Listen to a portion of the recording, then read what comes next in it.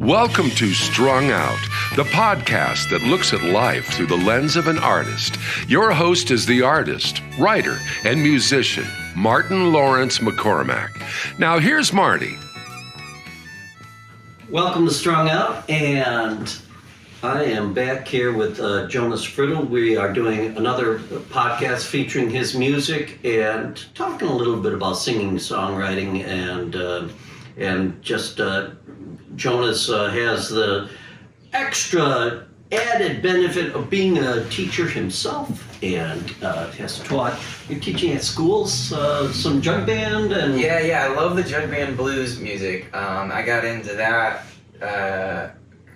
pretty early on in Chicago. My first Chicago band was a jug band. Oh, fantastic. I had seen Devil in a Woodpile down at the Hideout when I first moved to town, and just dug it, and then got a band go on the Barehand Jugband, and it was maybe 2 years later we were doing that spot at the Hideout in the front room there. Oh, fantastic! Yeah, that's so great. I teach that stuff now through the Old Town School. I go out to some of the public schools around the city and work with kids on science of sound, and then also some of the socioeconomics of why people in that time were playing the instruments that they did, and the kind of music they were making. Do you think, before I get you playing right away, do you think, I want to come to that idea, the socioeconomics influencing music. That's a pretty heavy topic.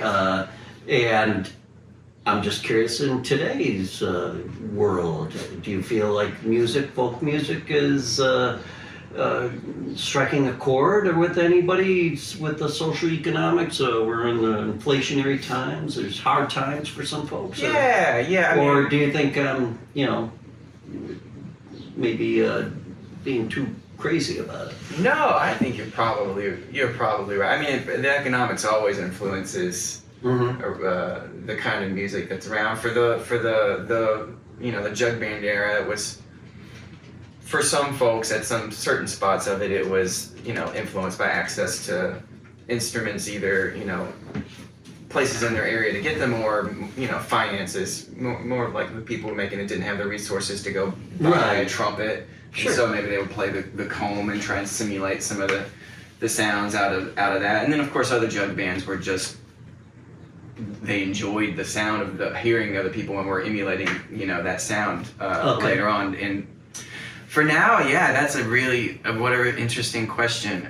The access to making music on computers is so easy, and recording your own stuff. I mean, we see so much music released every day, because now that whole thing is, George Martin said, people could make a Beatles record now in their bathtub.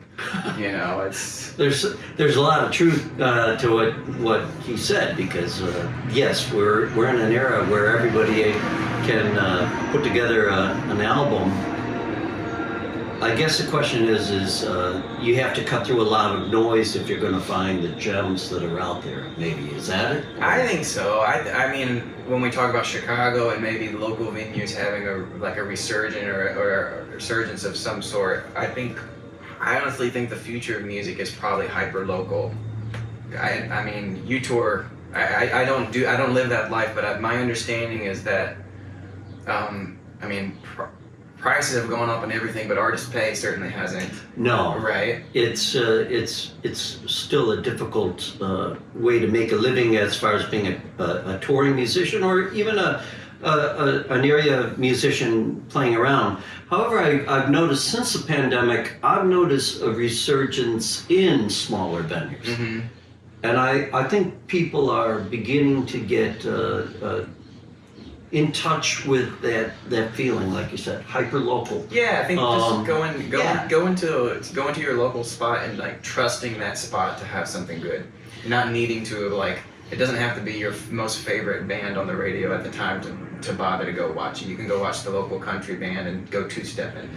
Well, maybe the thing that's going on is that we're so oversaturated now with Spotify and overwhelmed that it's going to make sense that you're going to find something that resonates with you on a local level, or traveling, at least something that's authentic. You know, I think gigging, touring musicians, you'll always have some that's not going away. I think, though, it's much more difficult because across the board, there isn't a lot of money being, you know, even one of the things that came out of the pandemic was the idea of, like, you know, well, just a free will offering of whatever you think, you know, Jonas, you know, we're not going to charge a cover, we're going to charge a suggested cover, you know, and, you know, sometimes that doesn't work. But pull up an instrument. Let's have people listen to one of your songs. Do you have anything that you can give us? Yeah, sure. Yeah, Always. awesome. Great. Let's see. I might switch up the feel a little bit since we're talking about jug band music. Perfect. So far, I've played a few tunes. The last one was that's not been recorded yet. That'll be coming pretty soon. And then the two before that were on The Last Place to Go, which has got Gerald Dowd's drumming on it. Steve Doyle's playing guitar, and Jacobson, Andrew Wilkins. All great. Carl Kennedy recorded with John Abbey. Like that record's. Oh, wow, great. Yeah. Good Chicago kind of players there, and you know, again, Gerald Dowd. Talk about somebody that has some of the bluegrass sensibilities just from his experience with Special Consensus. And he can do just about anything, you know. His songwriting. I mean, he's drumming hard for everybody, and then you give him a guitar and put him. And his songwriting is so good. And his singing, really something. And those of you that are watching this podcast and you haven't watched Jonas's other podcast on Strung Out, I highly recommend you go and you check out these tunes, especially that last one about.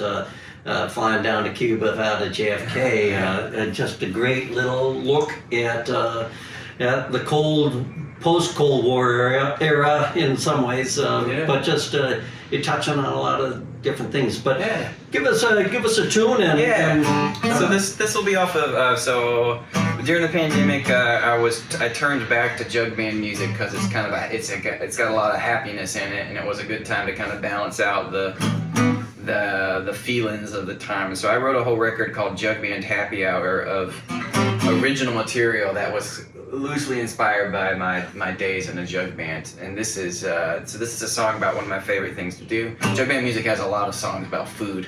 So this is a song about barbecue. All right.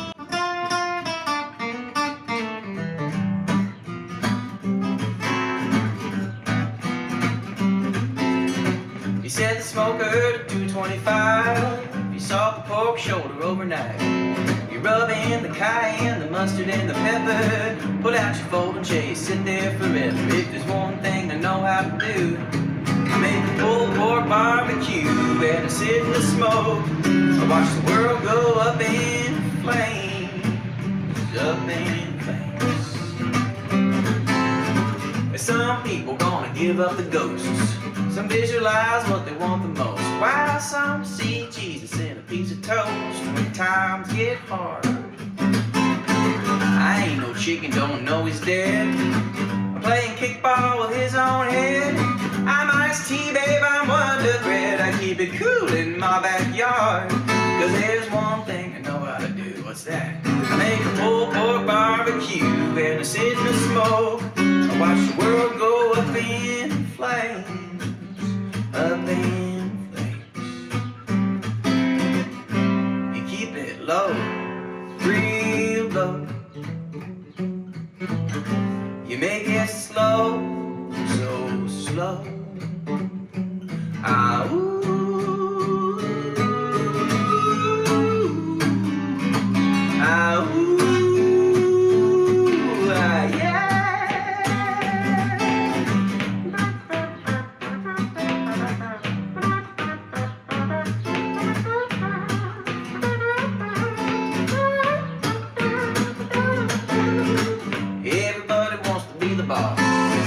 Everybody got the special sauce. You got somewhere to be, baby, that's your loss. Cause all I want is my time. All I want is my time. All I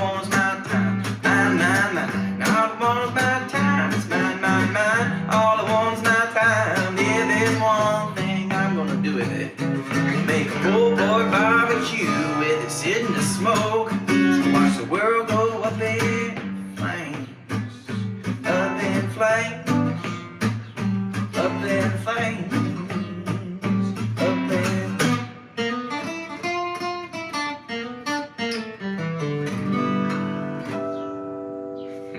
Beautiful. Beautiful. Thank you. Let's talk about this Gibson here. Yeah. How old is this guy? The 1935. Beautiful. Yeah. Where did you procure this? I got that at the Chicago Music Exchange. Oh, really? Okay. I'd had my eye out for. I wanted one of these LOOs from that era for a while, and just kind of kept my eye out and not rush into anything. Yeah. They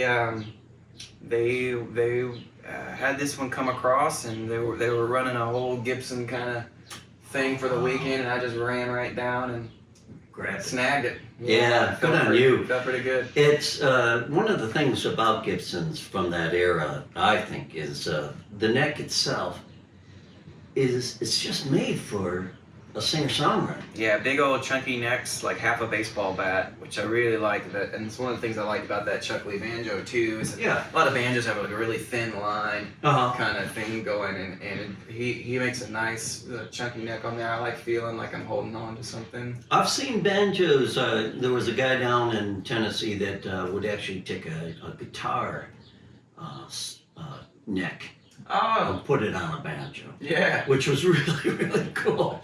And It's like a six string. You play the Get Joe kind of thing, or you still finger picking You could it? finger pick it, but you could also play it like a six string. Yeah. And it was just kind of and I was like, well, there's a hybrid that you don't see every day. Something to think about. But I am jealous because I would love to get a Gibson from that era because it's just the tone itself. It's really distinct. Yeah. Sound, yeah, I mean they come with their drawbacks. You know, there's a lot of taking care of them. You gotta go get them, make sure nothing cracks or splits open and all that kind of stuff. But you know, I wanted it for. I knew when I made the last place to go, there's a couple of things I wanted to do it to tape. I wanted to do the record straight to reel to reel, and I wanted this particular guitar sound. So. Really happy that managed to get those pieces together. Now, do you have a pickup built into it or no? I've installed a pickup. Okay. But I've gone through a couple because one of the things I didn't know, which now, you know, speaking of like vintage guitar owning, the bridge plates on these are really small on the inside, and so transducer pickups are almost impossible to use. Right. And I don't want to use a sound hole pickup because the top is already pretty thin, and I don't want to risk putting something on there, so the amplification is a bit of a challenge. So how did you resolve that? We're getting a little into the technical here, but this is what's on my mind all the time. Yeah, no, but the K. I had a K&K. It was doing pretty well, but it felt a little thin to me, and you know, I trust the guys down at Fretworks. They do a great job, and nice. You know, he mentioned, well, you know, it's small enough. The pickups are still kind of hanging a little off the bridge plate. They're not full contact, and currently I'm trying one that's on the actual top. And it's pretty good. It's really low output because it's not on the strings. You could crank the preamp up pretty high. And I love the wear on it. Are you contributing that, or is that your predecessor? Yeah, predecessor, and you can tell it's been finished over the top of it. So yeah. Once those scratches were put in, somebody else went in and tried to kind of shore up some of the damage. Yeah. You know, I love a beat-up guitar, and Switchback, we're kind of known for being merciless on our instruments.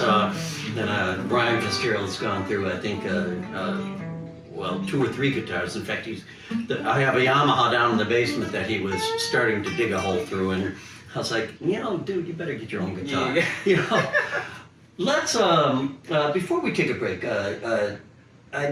let's have you play another piece, and then we'll have a long stretch talking about songwriting and everything like that. So, you got something? Do you want to give us anything on the claw hammer? Yeah, for sure. I can do that. Beautiful. Oh, it's okay. I don't want to knock No, over you're good. You're good. knock You're good. over your artwork, my friend. It's all good. Just like me to come in. You know that thing. It's all I want for Christmas is a better easel. That thing falls over on its own. All right, and this luthier, this guy down in Texas, I love the Lone Star on the top of the banjo. Yeah, Beautiful look. Yeah, you nailed it too. This model's the Lone Star, and then I have one of his fretless ones that called the Deep Hollow. And I'm a big fan of those banjos. And for people that are singer-songwriters that are tuning in here, when you're tuning, do you like these little electric tuners, or do you find that's the way to go, or do they fly off while you're performing? That's interesting. I've used some of the low-profile ones that don't really come off, like the micro tuners. And those I like because of that. I don't have to take them on and off, and they stay. But their displays are the ones that I've had. The displays aren't very bright, and it can be right. This what I got. What is this? It's the Polytune. I think it's a TC Electronics makes them. The display is so bright and they're really accurate. And that's at the end of the day, you're like, that's really what you need. And if you're doing open air outdoor shows, I mean, in the sunlight, yeah, it's really hard to see. Those Boss tuners. That's the problem with those, is that you stomp on them, you're like, what happened? Yeah, you can't even see it. You just gotta tune them by just by feel, really. Yeah. But all right, well, let's give us a good tune here. What do you got? This is a tune I wrote a long time ago. It's called Belle de Louisville.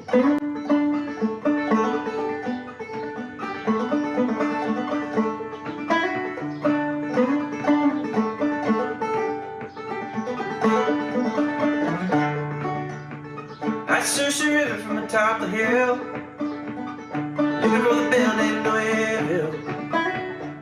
There on the river I love so well, rolls the belle de Louisville. And all my rivers they run back south. Baby in the cradle now, hush your mouth.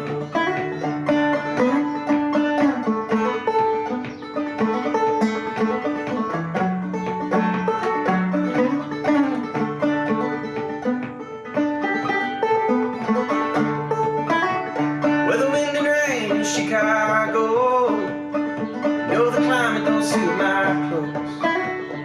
Freeze my fingers and my blood runs cold. Can't even pick my old banjo.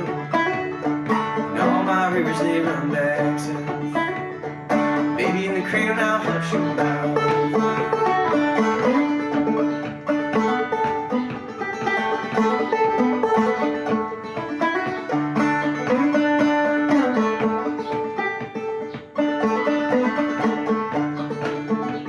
So I bought the coat and I bought the shoes, followed that girl that I could not lose. Promised my love and my life, she would only be my wife. She caused me to weep and to moan. She caused me to leave my home. And all my rivers they run back south. Baby in the cradle now, hush your mouth.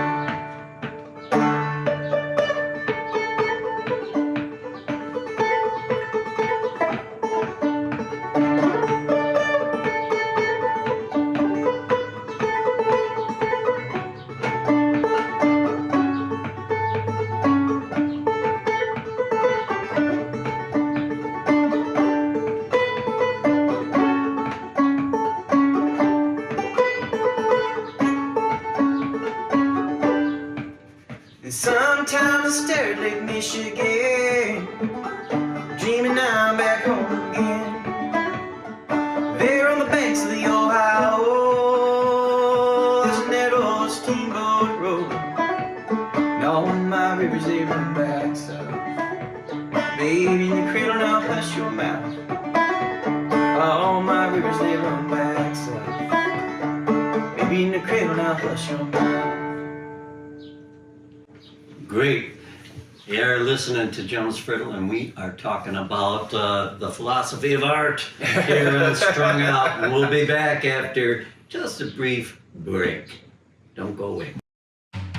Hey, want to show your support of Martin's artist endeavors? Buy Me a Coffee is an online site that makes supporting Marty easy. In just a few taps, you can make a payment of any amount and no account is needed. You can also decide to become an ongoing supporter.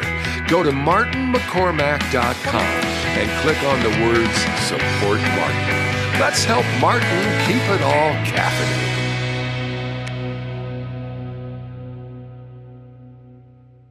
And we're back. It's amazing how that works. Here, we'll do it with a little more aplomb. Hey, we're back, and I want to talk about your songwriting, and I thought we could make a delve into it. How do you go about it for a person that is trying to get into songwriting for the first time? Like, that song sounds to me like an old-fashioned kind of tune. And it has that kind of pitch, that roll to it. And what comes first for you? Melody? Words? Are you one of these people? How do you, tell the listener just a little bit about how you go about creating? Yeah, for a long time I would call myself a lyric first writer. I know some people, people kind of identify maybe as a melody first or music first or lyric first writer.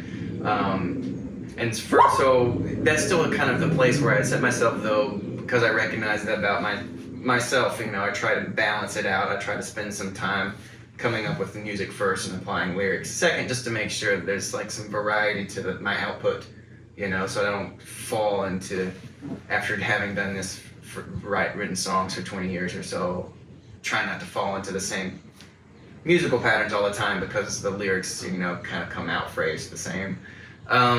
But yeah, I write every day. I have a process that I've just developed for myself over the time to help me be able to be consistent.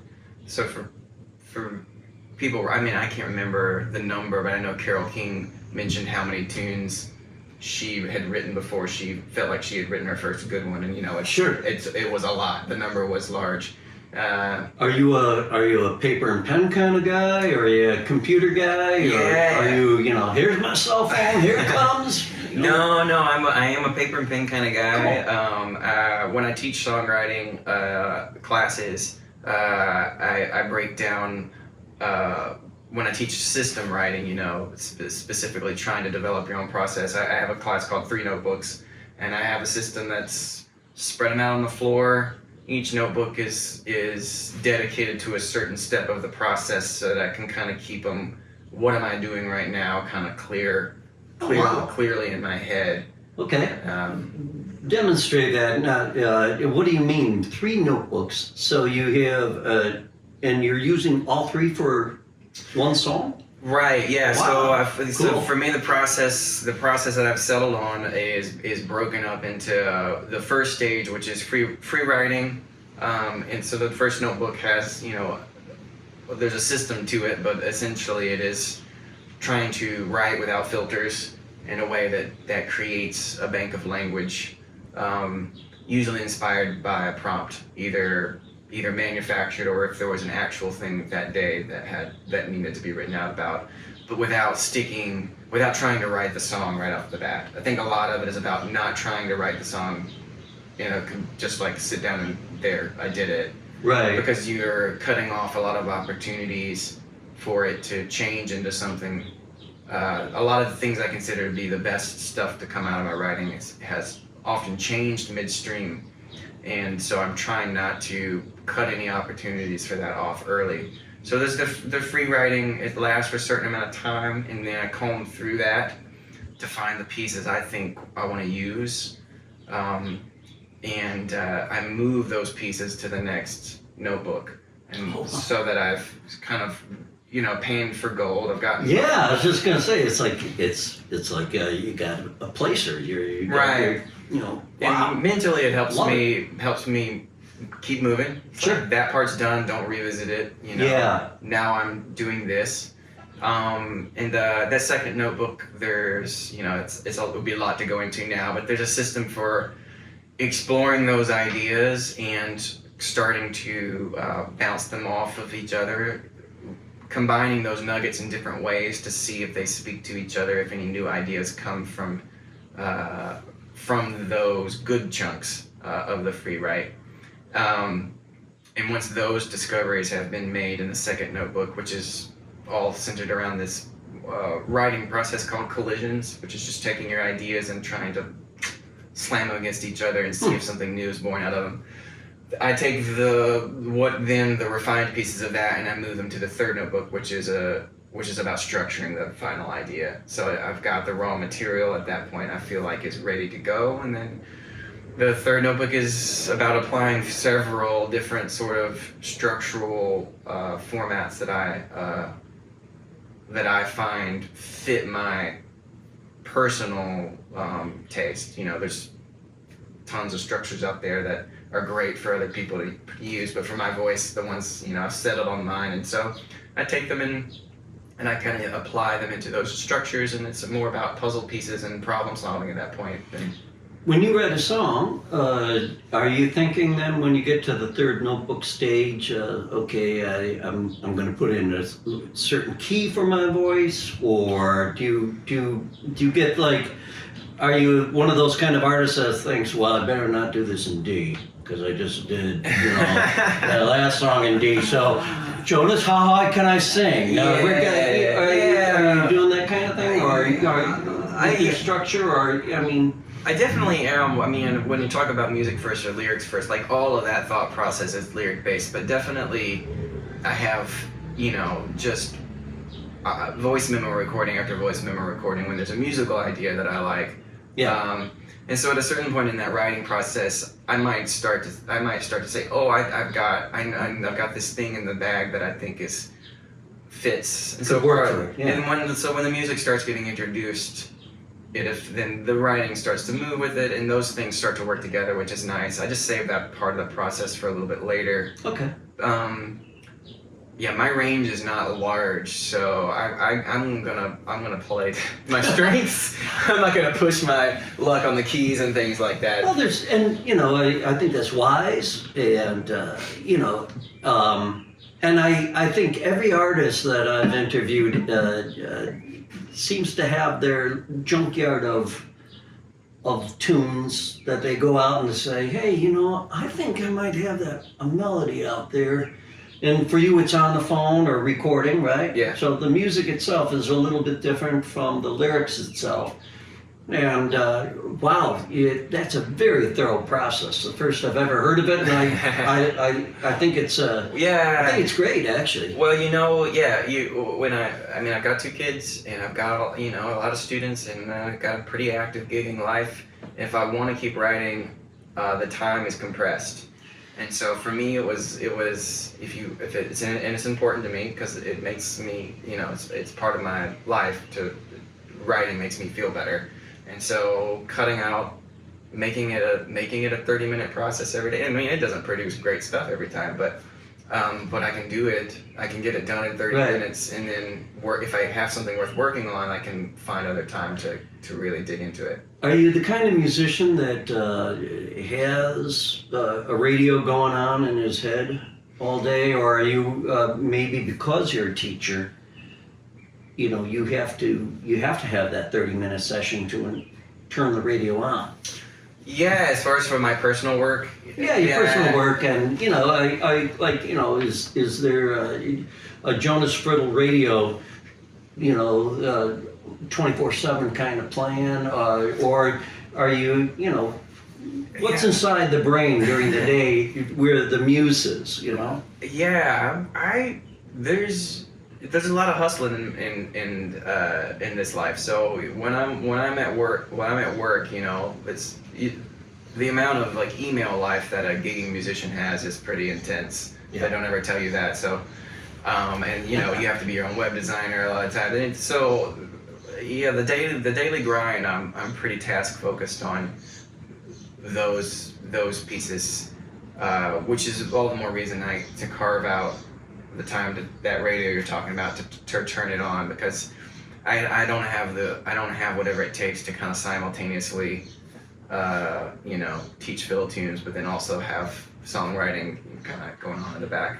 I wouldn't think so. I mean, and so even better for folks that are out there, that if you're in that kind of situation where you're a dentist, and you have to concentrate, let's say. Yeah, hopefully. It makes sense. Hopefully they Yeah, concentrate. hopefully you concentrate. But I mean, the idea there, the Friddle method, I'll call it. Sure. The 3-book method, the Friddle method, makes a lot of sense to me. I think it's a good way of approaching it. It's a healthy way. I think so. Yeah. Because you're setting aside like a ritual. This is my creative, and I think the muse will, rise to the occasion with that kind of mindset. So that's very, very cool, and it was wonderful that you're teaching students that as well at the Old Town School. Plug there. And go and take this guy's songwriting course. We're going to take a little break, and then we're going to come back and talk just a little bit more about the hardships of being an independent musician. You're on Strung Out.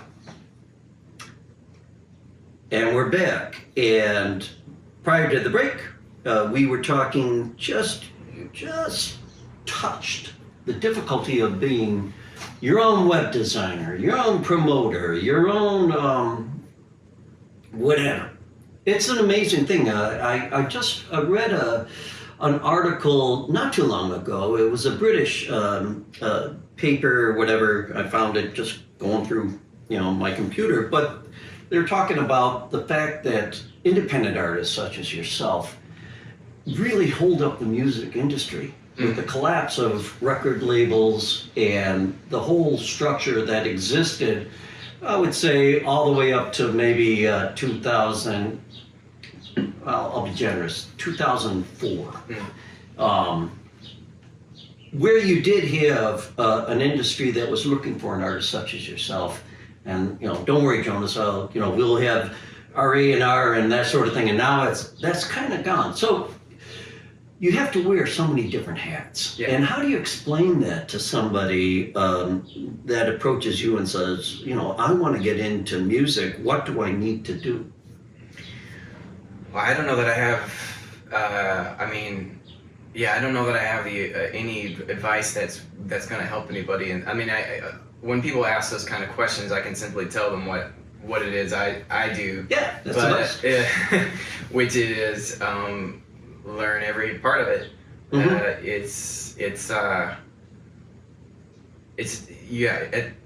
In this particular moment in time, you need to be able to do it all to give yourself a chance. It is not enough just to create good work. Because there's a lot of people creating good work, and we have more access to it than ever before, and only will continue to. That said, what I think, if I could go back and have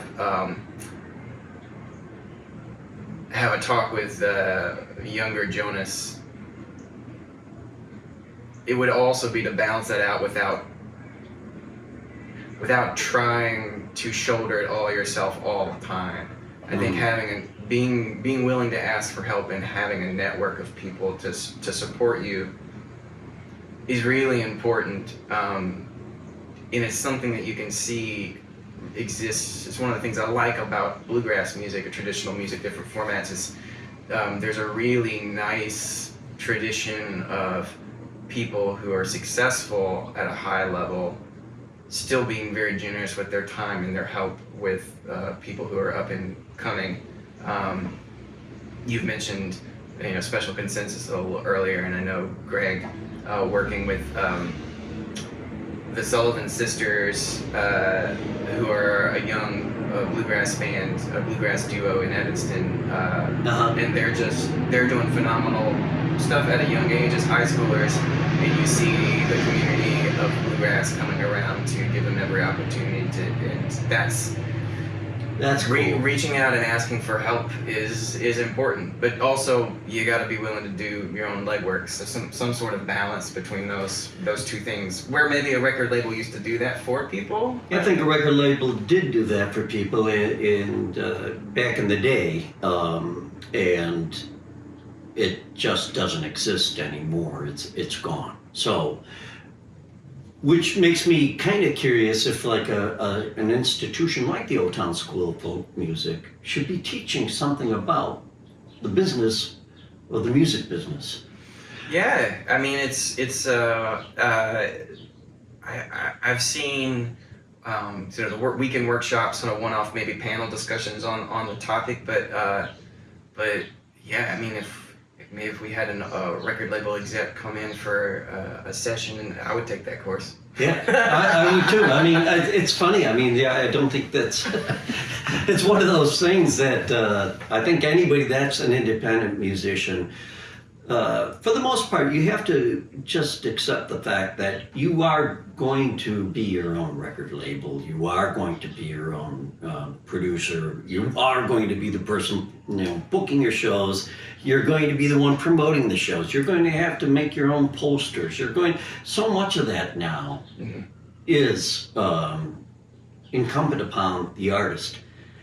And that makes it difficult to be creative. It's hard to find the time. But Exactly. yeah, if you have to do all the things, then the time gets compressed. Which is one of the more challenging things when you try not to be pessimistic about the music industry at the moment. But it is what I try to explain to people who it's not even though like the streaming payouts, yeah, people should be getting more money. But what I don't think music listeners realize is the money is time. We all know that. And Yes. so if people who are creating maybe a really good initial record and they release it, maybe they could have toured and generated enough money from CD sales to make their next album, and that's the album that's gonna change your life. That was the album you're gonna fall in love with for that band.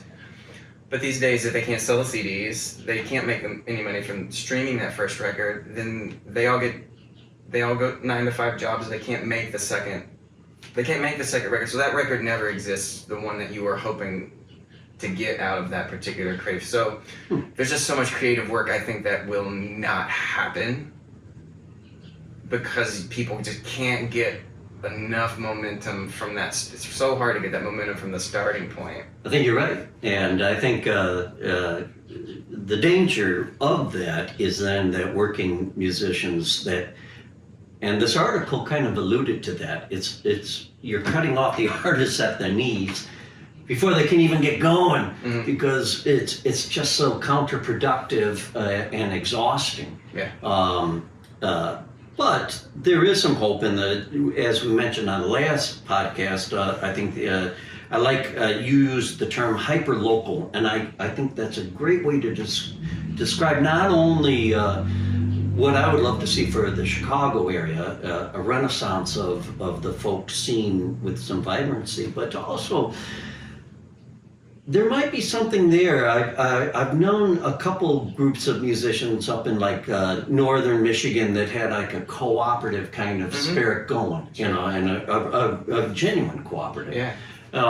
And maybe that is where it's at, and you have to kind of, if you're going to do that, part of it is you have to kind of check your ego at the door and say, Yeah. all the artists, let's all band together and go, and it's not like, well, I'm in it for myself kind of thing. Yeah, absolutely. So, well, I could talk to you forever, and I love that you're teaching, and I love the Friddle method of songwriting. We're going to have to do this again. Yeah. And That'd be great. And have an opportunity to have you play even more for Strung Out. Why don't you play one out? And before you do that, your last bit of advice to that novice musician that wants to be Jonas Friddle. Oh my gosh. First piece of advice would be don't want to be Jonas Friddle, man. Go be who you are. Like Jonas Friddle. Be like Jonas Friddle, man. We'll say. Okay. Yeah. What's a good piece of advice? What have you learned the most from moving here to Chicago and getting involved and I think being a good community member. When you talk about when you talk about generating support for what you're doing, be aware of what other people are doing, and be supportive of them. If we're gonna have music survive as a community, then be part of that community, which means giving as much as you get. Go to other people's shows, play on their records. If you like somebody, let your friends know that you like them, and then all together we might be able to come into kind of a new age of what this stuff can be. Well, I'm willing to join your cooperative. Let's get that. I want to thank you for being on Strung Out, and that's you just said in so many words kind of what the podcast is about, kind of creating this community of artists and really holding up especially the Chicago artists. You ended up in a town that has a very rich history of singer-songwriters, and so we're very lucky to have Jonas here in Chicago and doing so much for the community. Thanks so much for having me. I'm going to just play an old-time clawhammer tune here to kind of take us out. Just Perfect. A couple minutes of the Last Chance Blues.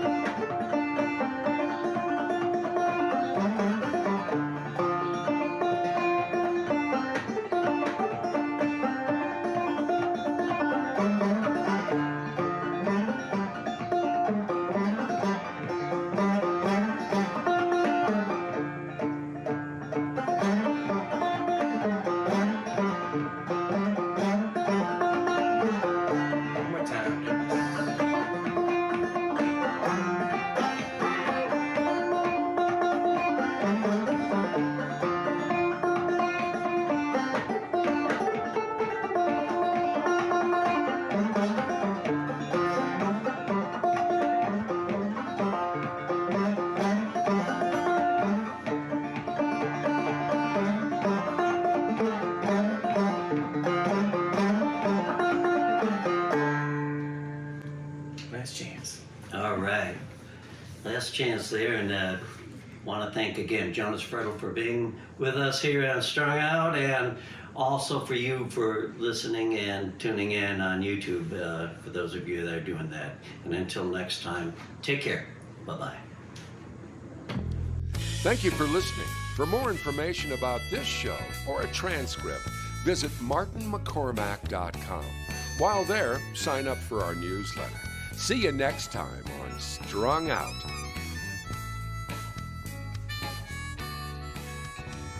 It's all so wrong, this pain we feel makes no sense at all. A swan song was a part of the deal, was no curtain call. Given no choice, given no step.